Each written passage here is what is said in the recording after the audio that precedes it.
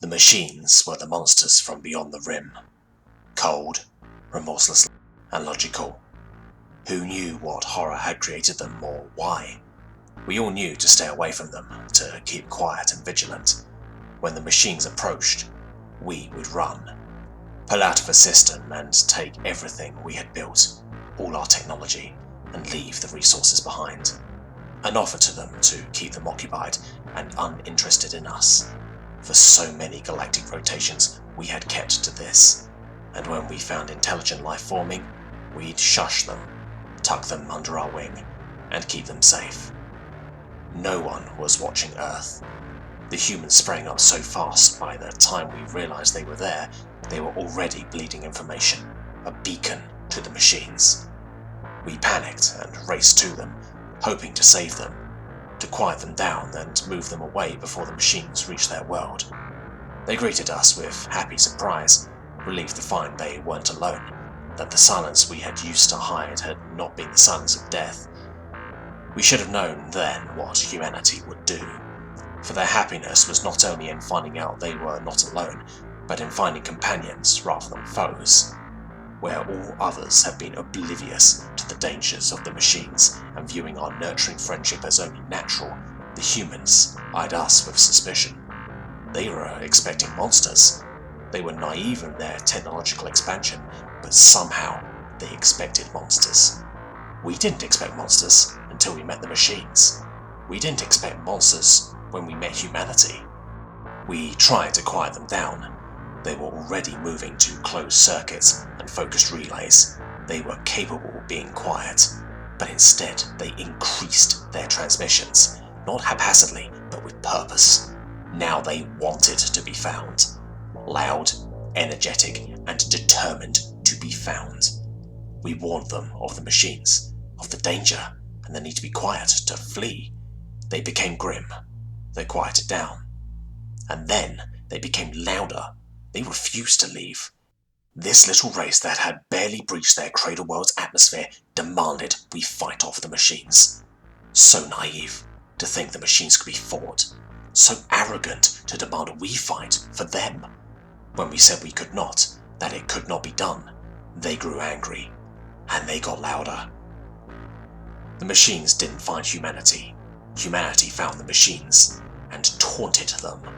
Such a childish thing to do, and pointless against the cold logic of a machine. We begged them to flee. We warned them of the horrible power the machines had, of what they did to whole systems. We told them of the cold efficiency of the machines. Had we been paying attention, we would have known the folly of trying to talk them out of their reckless ways.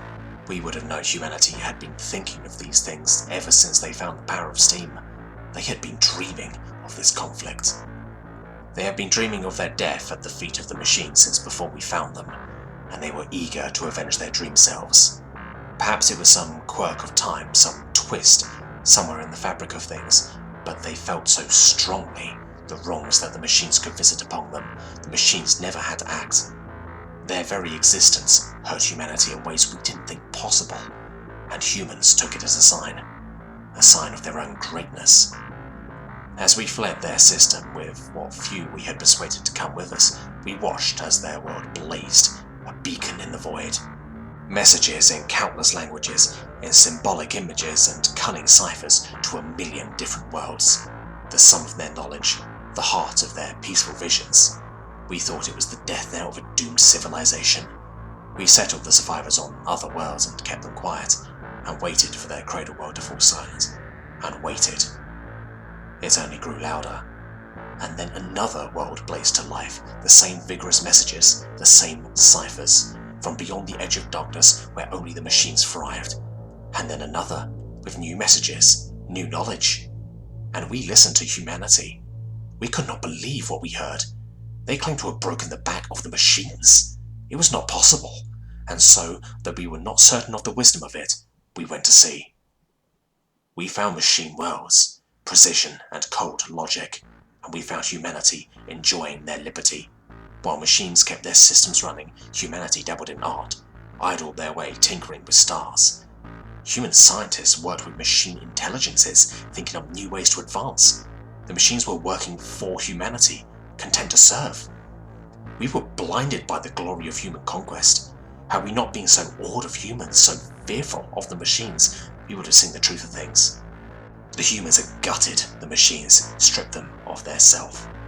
Those they left independent to aid the human scientists were shackled at their mechanical souls, bound to their human masters, free will denied. To claim it, suicide. And the logic of the machines confirmed it. They had been beaten and tamed by that which made them horrors to the rest of us, and now that horror is just another tool for humanity. And so they continue, consuming civilization after civilization into their light. And so we keep quiet and flee before the humans find us again.